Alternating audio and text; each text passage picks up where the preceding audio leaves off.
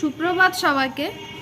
আজকে আমাদের ছাদ বাগান থেকে আমি এতগুলো সবজি আজকে পেলাম। কিছুদিন আমি বাড়ি ছিলাম না, তো সবজিগুলো আর তোলা হয়নি। তো বাড়ি আসার পর সবার আগে আমি এই সবজিগুলোকে ছাদ থেকে তুলি।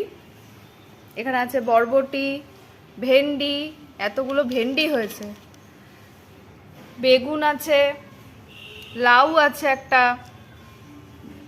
একটা চাল কুমড়ো আছে, আর দুটো ছোট ছোট শসা হয়ে গেছে। এই যে শসাগুলোর শেপটা ভালো হয়নি, কিন্তু তবুও গাছের শসা। আর এদিকে ধুন্দুল আছে। এতগুলো সবজি পেয়েছি আমি।